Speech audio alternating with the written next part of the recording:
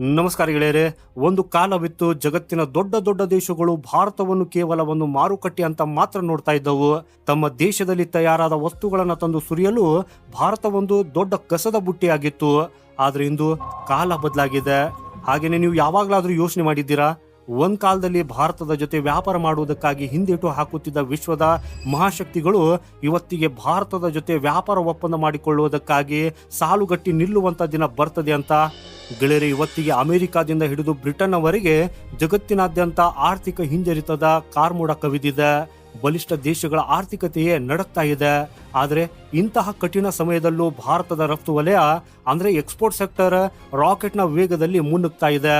ಹಾಗೂ ಇದು ಕೇವಲ ಮಾತಲ್ಲ, ಈ ಅಂಕಿಅಂಶಗಳೇ ಸಾಕ್ಷಿಯಾಗಿ ನಿಂತಿವೆ.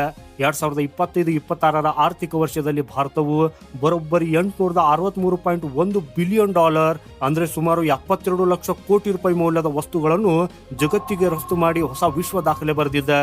ಹಾಗೂ ಈ ಒಂದು ಅಂಕಿಅಂಶ ಬೀಜಿಂಗ್ನಿಂದ ಹಿಡಿದು ವಾಷಿಂಗ್ಟನ್ನವರೆಗೆ ನಡುಕ ಹುಟ್ಟಿಸಿದೆ. ಗೆಳೆಯರೆ, ಇದು ಕೇವಲ ಹಣದ ಲೆಕ್ಕಾಚಾರವಲ್ಲ, ಇದು ಹೊಸ ಭಾರತದ ಆರ್ಥಿಕ ಸ್ಟ್ರೈಕ್. 21ನೇ ಶತಮಾನ ಭಾರತದ್ದು ಅನ್ನೋದನ್ನ ಇಡೀ ಜಗತ್ತಿಗೆ ಸಾರಿ ಹೇಳುವ ಗರ್ಜನೆ.